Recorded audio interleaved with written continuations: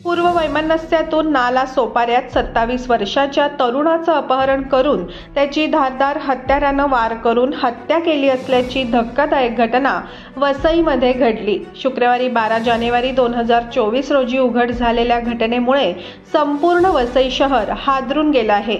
2 रिक्षांमधून आलेल्या 9 ते 10 जणांच्या टोळक्याने तरुणाचं अपहरण करून हत्या केल्याचं उघड झालं। धक्कादायक बाब म्हणजे या टोळक्यानं सर्वात आधी 27 वर्षीय तरुणाचं अपहरण केलं, त्यानंतर त्याची हत्या केली आणि हत्येनंतर मृतदेह रस्त्यावर फेकून सर्व आरोपी फरार झाले। हत्येच्या घटनेने वसई शहर पूर्णतः हादरून गेलं आहे। माणसं जमवून अपहरण करून निर्घृणपणे हत्या केल्याप्रकरणी पेल्हार पोलीस ठाण्यात या प्रकरणी गुन्हा दाखल करण्यात आला आहे। या गुन्ह्यातील आरोपींच्या तपासासाठी पोलीस आयुक्तालयातही गुन्हे शाखेच्या 4 आणि पेल्हार पोलीस ठाण्याच्या 3 टीम रवाना झाल्या आहेत। सुधीर सिंग वय वर्ष 27 असं हत्या झालेल्या तरुणाचं नाव असून हा तरुण कांदिवली येथे राहणारा आहे। 5 वर्षांपूर्वी हा तरुण नाला सोपाऱ्यात राहत होता।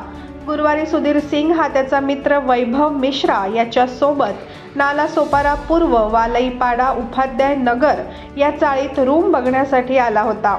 गुरुवारी रात्री 10:30च्या सुमारास 9 ते 10 जणांचं टोळकं 2 रिक्षात आलं।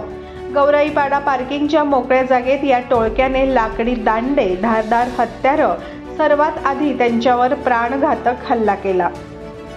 त्यानंतर जखमी अवस्थेत त्यांना रिक्षात घालून गावराईपाडा नाक्यावर नेऊन फेकून दिलं आणि सर्व आरोपी तिथून फरार झाले।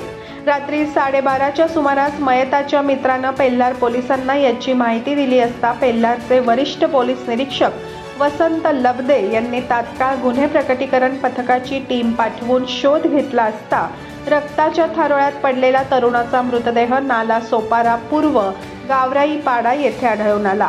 या अपहरण आणि हत्येच्या थरारानं नाला सोपारा पूर्व संतोष भवन, बिलाल पाड, श्रीरामनगर, गावराईपाडा, धणीव बाग, नवजीवन परिसरात भीतीचं वातावरण पसरलं आहे।